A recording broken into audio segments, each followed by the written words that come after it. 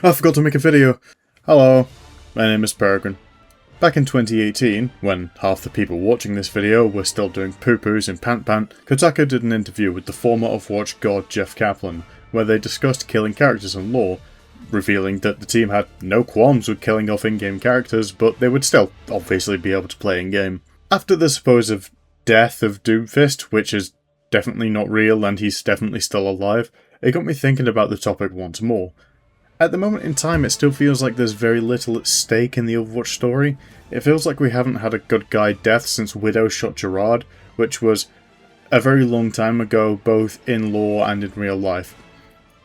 So to bring back these stakes, I have a few ideas for characters who could die to bring a lot more attention to the story and make the fanbase aware that Overwatch is not going to be just another piece of super slop where everything is perfect in the end.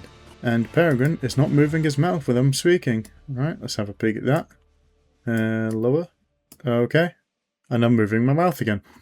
The first candidate is one I've seen floating around online as the best potential Overwatch death, that being Reinhardt. Reinhardt's death feels inevitable at this point. He's very far past his prime and still loves throwing himself into battle and in front of other people, seemingly as atonement for what he did to Baldric. For all intents and purposes, Reinhardt's story is complete. He fixed his self-centered ways and has now helped raise a worthy successor. And as to how Brig has been acting recently in comics as the emotional backbone of the team, it really seems like she is posed to take Reinhardt's spot fairly soon. Hopefully not too soon though, because I don't want to see him killed by Talon. If I were to write Rein's death, I would want it so it would be at the hands of Reinhardt. Similar to Baldric, I would want Rein to sacrifice himself to buy time for the rest of the team to get away, taking Reinhardt on 1v1, but eventually losing due to his old age. I would love to see him pass the torch to Brig, telling her to always live with honour, and for her to tell him to die with glory. After the fight, I would like Ram to congratulate him, something along the lines of, "Your kind truly are a thorn in my side, however, you gave your life for your cause and fought valiantly for what you believe in. I wish we could have met under differing circumstances, Lieutenant Wilhelm. If every human had your willpower, maybe we could have coexisted." Because obviously Reinhardt is a monster, but he's not a bad guy, like he knows real when he sees it. Rein could probably say something along the lines of like, "We can coexist, blah blah blah, you're gonna lose." And then when he would go, "Oh really?" in that kind of voice that I love that Reinhardt has. And then Rein could say, "Yes, they're going to do better now that I'm gone because I was only slowing them down." An obvious reference to the Honor and Glory cinematic where he says that his teammates were slowing him down when he was young. The death of Reinhardt will light a new breed of anger under the feet of the team where we get to see potentially a darker side to war and what it does to people, potentially giving flaws to characters who needed them most. Another potentially interesting death was that of Tracer. I think Tracer is a brilliant sacrifice for the story, particularly just to Talon. As I've stated before, I think Tracer is an incredibly weak character, as she is clearly meant to be the personification of hope and good, a borderline Christ-like character for Overwatch, so to see her dead would be a catastrophic rift in the team. If Rein is the heart, Tracer is the soul of Overwatch. There's also something uniquely tragic about killing a young person, especially one whose story is incomplete.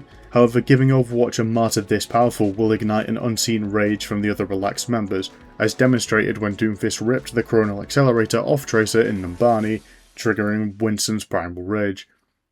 I picture the death of Tracer to be a shocking one, like a getting shot suddenly after the fight is presumed to be over, like a mid-story killing, like one of those slow-motion, tinnitus, ear-ringing type scenes where it's like, "Eeeeee," where everyone sees it. And finally, I think Torbjorn is already on his way out.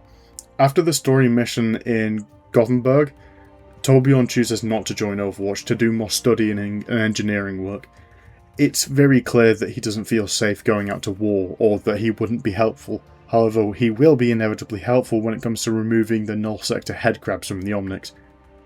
To be honest, after the God AIs took Torbjorn's designs and turned them into weapons, and then Sven did the same thing in Kyrgyzstan, I'd imagine Torbjorn is currently dealing with an immense amount of guilt after his accidental crimes, sort of like how Iron Man was in Iron Man 1.